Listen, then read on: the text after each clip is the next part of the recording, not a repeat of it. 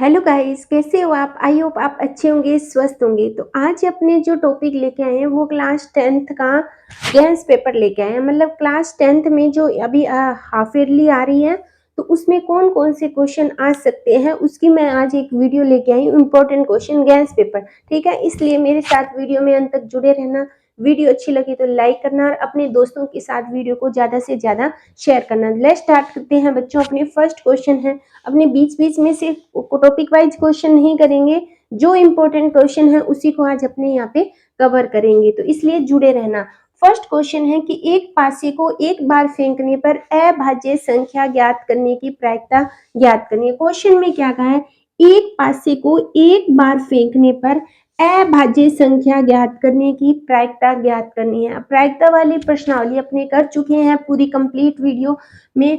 तो अब अपने एक पासा है, अब मान लो ये जो पासा है, लूडो अपने खेलते हैं, उनमें जो पासा होते हैं उनमें टोटल कितने नंबर होते हैं? 6 नंबर होते हैं। आगे पीछे उसके घन होते हैं, उसके 6 फलक होते हैं। उनमें सारे में 1 2 3 4 अपनी जो संख्या है वो अंकित की होती है। तो पासे में कुल कितनी संख्या होती है? 1 2 3 4 5 और 6। टोटल कितनी संख्या होगी? अपने यहाँ पे 6 संख्या होगी। अब उसमें से अभाज्य संख्या, अब अभाज्य संख्या कौन सी होती है? जो खुद की टेबल में आए या एक की टेबल में आए, वो क्या कहलाती है? अभाज्य संख्या कहलाती है। तो उसमें से अभाज्य संख्या कितनी है, यानी अपने को प्रायिकता क्या ज्ञात करनी है। प्रायिकता कैसे ज्ञात करते हैं? टोटल संख्या, टोटल संख्या कितनी है? 6। अब अभाज्य संख्या कौन कौन सी है? अभाज्य संख्या देखो कौन कौन सी है। 1 होगी, उसके बाद 3 होगी और उसके बाद कितनी होगी? 5। तो टोटल कितनी संख्या है? 3 संख्या है। तो प्रायिकता कितनी होगी? 3/6। अगर इसको काटे तो प्रायिकता कितनी हो जाएगी अपनी? 1/2 इसकी क्या है? प्रायिकता है। ये अपना यहाँ पे फर्स्ट क्वेश्चन है वो कंप्लीट होता है। उसके बाद अपने करेंगे सेकंड क्वेश्चन। क्वेश्चन में क्या कहा है कि दो पूर्णांकों का एचसीएफ और एलसीएम कितना है? 12 और 336 है। यदि एक पूर्णांक 48 है तो दूसरा पूर्णांक क्या होगा वो ज्ञात करना है अपने को। इसका मतलब अपने को एचसीएफ और एलसीएम दिया हुआ है, उसमें से एक पूर्णांक दिया हुआ है, दूसरा ज्ञात करना है। ये अपना है जो क्लास 10th की जो फर्स्ट प्रश्नावली है उसमें से ये क्वेश्चन यहाँ से मैंने उठाया है। इंपॉर्टेंट क्वेश्चन है तभी मैंने इस क्वेश्चन को यहाँ पे लिया है। क्वेश्चन में क्या है? एचसीएफ। अब इसके लिए फॉर्मूला होता है दो संख्याओं का गुणनफल। दो संख्याओं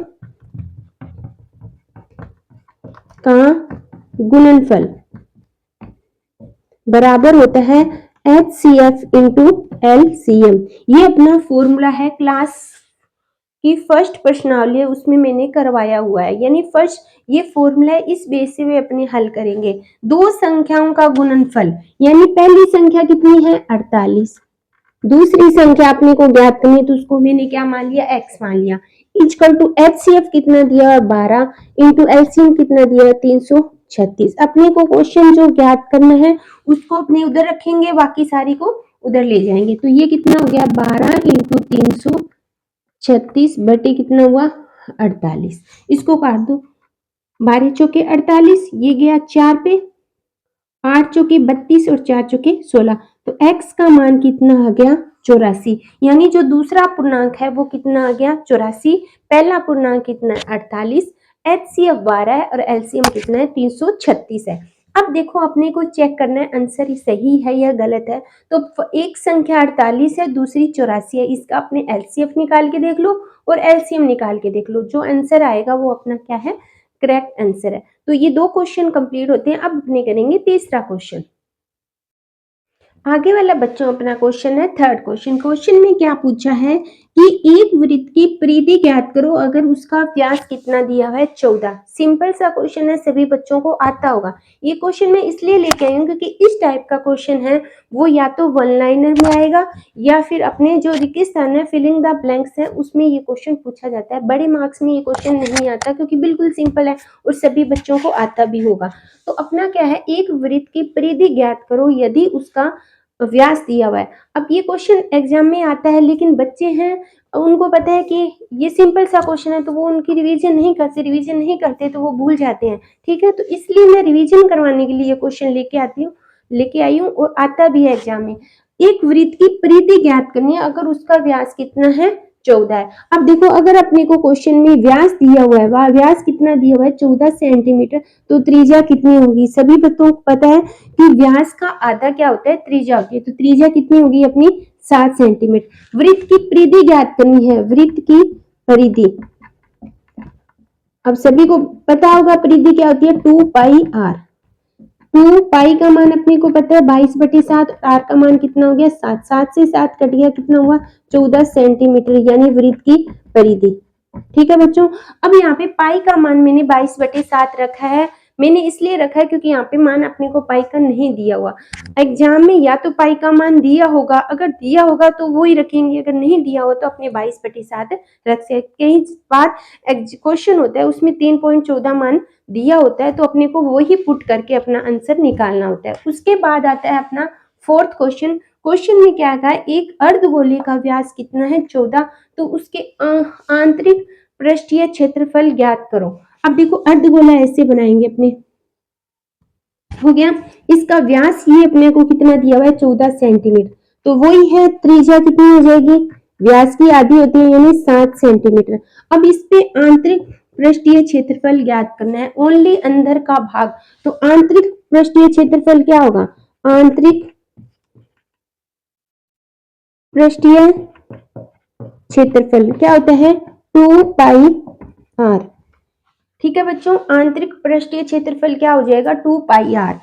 2 इंटू 22/7, आर का मान 7 इंटू 7, ये 7 से 7 कट गया, 44 इंटू 7 कितना हुआ? 28, 2 बचा, 28 और 2 30, यानी कितना हुआ? सेंटीमीटर की स्केयर। क्षेत्रफल है वो हमेशा स्केयर में आता है, जो परिधि होती है वो सिंपल सेंटीमीटर में आती है। तो ये अपने क्वेश्चन हो गए 4 इंपॉर्टेंट क्वेश्चन है। एग्जाम में इसी टाइप से क्वेश्चन पूछे जाते हैं। आप बच्चे सोचते हैं कि ज्यादा क्वेश्चन हार्ड पूछे जाते हैं, ज्यादा क्वेश्चन हार्ड नहीं पूछते। हार्ड पेपर अपने को इसलिए लगता है क्योंकि उसमें क्वेश्चन 25-26 आते हैं, तो वो अपने को हार्ड लगता है, लेकिन जब अपने उसको क्वेश्चन को सॉल्व करेंगे तो क्वेश्चन बिल्कुल इजी होगा। तो ये 4 क्वेश्चन है। अब अपने करेंगे 5वां क्वेश्चन। आगे वाला जो अपना 5th क्वेश्चन है वो किस टाइप का क्वेश्चन एग्जाम में पूछा जाता है? वो है अपना सेकंड प्रश्नावली बहुपद से क्वेश्चन लिया है मैंने, और इस टाइप के एग्जाम में एक क्वेश्चन पक्का आएगा 1 मार्क्स का। क्वेश्चन में कहा है एक द्विघात बहुपद ज्ञात करना है यदि अपने को शून्यकों का योग और शून्यकों का क्या दिया हुआ है? गुणनफल, यानी शून्यकों का योग और शून्यकों का गुणनफल दिया हुआ है, अपने को बहुपद ज्ञात करना है। अब देखो शून्यकों का योग, शून्य अल्फा और बीटा, इनका योग कितना दिया हुआ है अपने को? 8, और अल्फा गुना बीटा का मान कितना दिया हुआ है? 12, यानी शून्यकों का 2 शून्यक है अल्फा और बीटा, अगर 3 हो तो अल्फा बीटा और गामा हो जाएगा। जो 3 शून्यक है वो अपने सिलेबस में नहीं है, तो शून्यकों का योग, 2 शून्यकों का योग दिया हुआ है और 2 शून्यकों का अपना गुणनफल दिया हुआ है। अब अपने को ज्ञात करना है द्विघात बहुपद, अपने को इक्वेशन बनानी है। समीकरण क्या होती है? एक्स की square minus alpha plus beta x plus alpha beta, ये अपनी द्विघात समीकरण है। इसमें अपने मान पुट कर देंगे।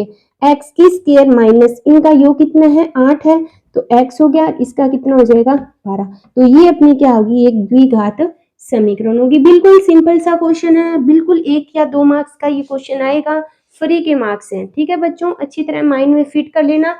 शून्यकों का योग और गुणनफल अपने को दिया होगा, इक्वेशन याद होनी चाहिए, उसमें डायरेक्ट अपने को मान पुट करना है, अपना आंसर आ जाएगा। उसके बाद आता है अपना 6 क्वेश्चन में कहा है एक वृत्त की परिधि एक वर्ग के परिमाप के बराबर है। इसका मतलब जो वर्ग और वृत्त का जो एरिया है चारों ओर का, बाहर का जो परिमाप है, दोनों इक्वल है। क्वेश्चन में कहा है अगर वर्ग का क्षेत्रफल 484 है तो वृत्त का क्षेत्रफल ज्ञात करो। जो चीज अपने को ज्ञात की है, अब देखो अपने को एक वृत्त है और एक ये वर्ग है, दोनों को इसने कहा परिमाप बराबर है। परिमाप बराबर है वो चीज अपने को पता है। अब वर्ग का क्षेत्रफल दिया हुआ है, वर्ग का क्षेत्रफल, क्षेत्रफल का फॉर्मूला क्या होता है? भुजा की स्क्वायर होती है। कितना दिया है? 484 इक्वल टू भुजा की स्क्वायर। जब स्क्वायर हटाएंगे तो कौन सा निशान आएगा? वर्गमूल का, भुजा।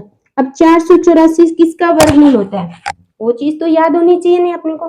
तो 484 होता है अपना 22 का, यानी वर्ग की भुजा कितनी आ गई? 22 आ गई। अब अपने क्वेश्चन में क्या कहा है? वर्ग और वृत्त का परिमाप बराबर है। इसका मतलब अपने वर्ग का परिमाप निकाल लेंगे तो वृत्त का परिमाप आ जाएगा। तो वर्ग का परिमाप क्या होता है? वर्ग का परिमाप क्या होता है?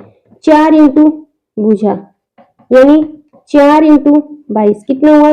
88 सेंटीमीटर, यानी वर्ग का परिमाप पता हो गया। अब अपने को करना है वृत्त का क्षेत्रफल ज्ञात करना है। तो पहले सबसे पहले वृत्त की भुजा पता होनी चाहिए। अब क्वेश्चन में क्या कहा है? वर्ग की परिधि और वर्ग का परिमाप बराबर है, यानी वर्ग का परिमाप बराबर है किसके? वर्ग की परिधि के, दोनों इक्वल है, ठीक है।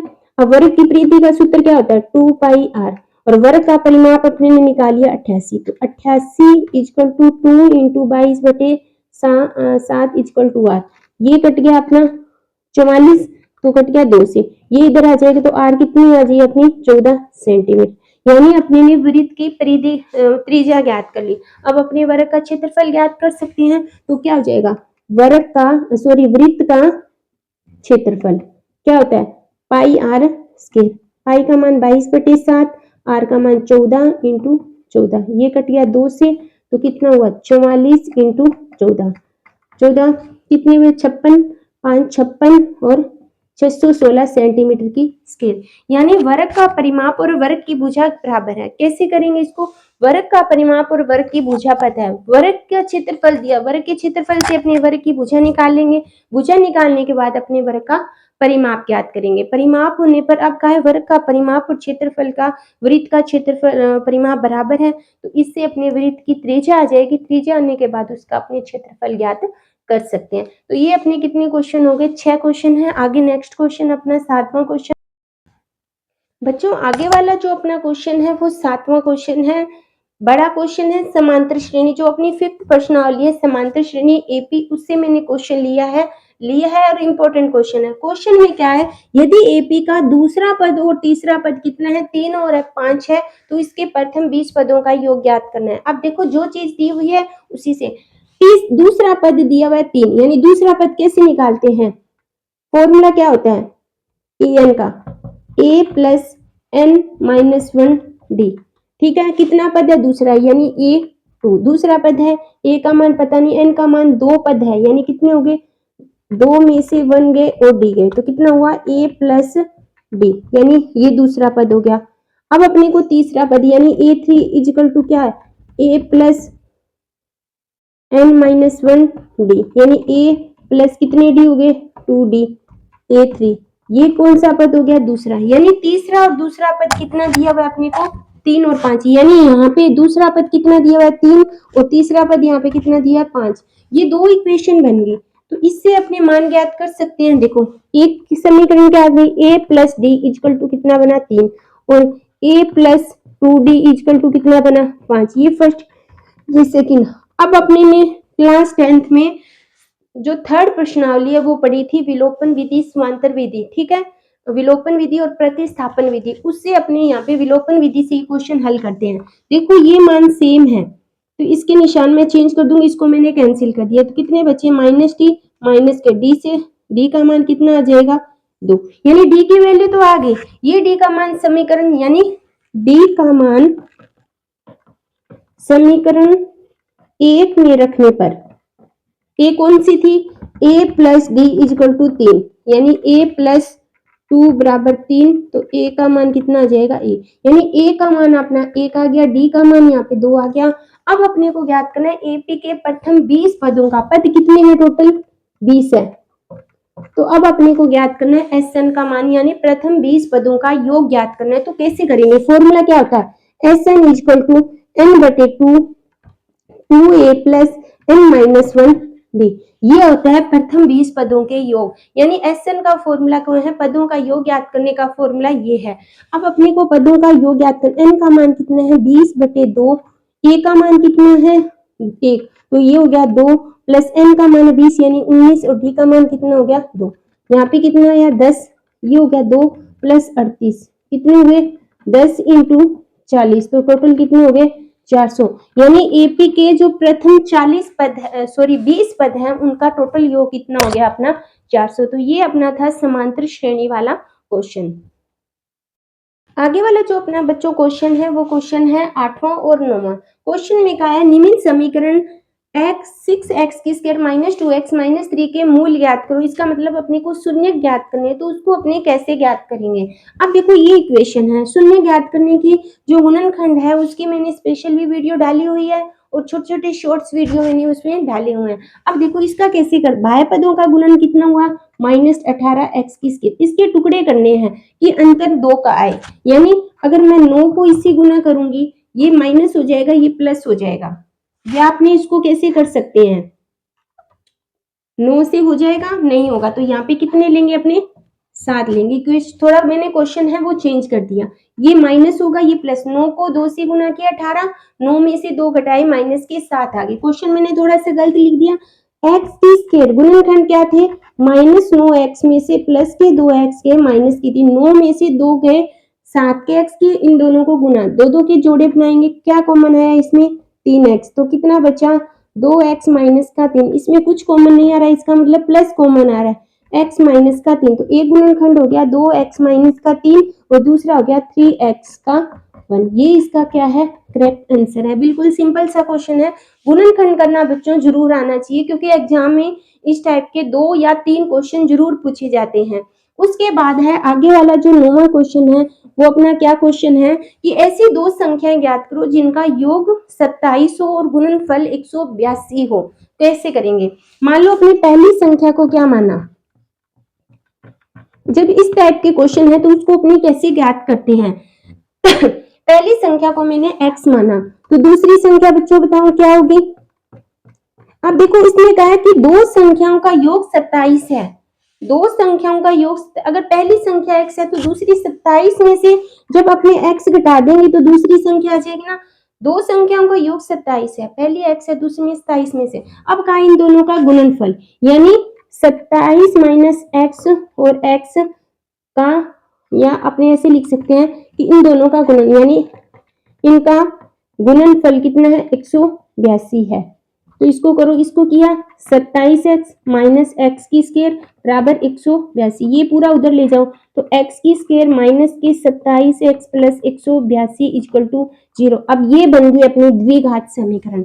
अब अपने जैसे ये फैक्टर्स किए थे इसी तरह इसके फैक्टर्स ज्ञात करने हैं। अब देखो इसको कैसे करेंगे, x की स्क्वायर माइनस की 27x प्लस 182, इन दोनों का गुना किया 182 प्लस आया, -27 आना चाहिए। दो संख्या ऐसी लेनी है जिनका गुणक -27 आना चाहिए और जोड़ने या घटाने, सॉरी गुना करने पर 182 आना चाहिए, जोड़ने या घटाने पर 27।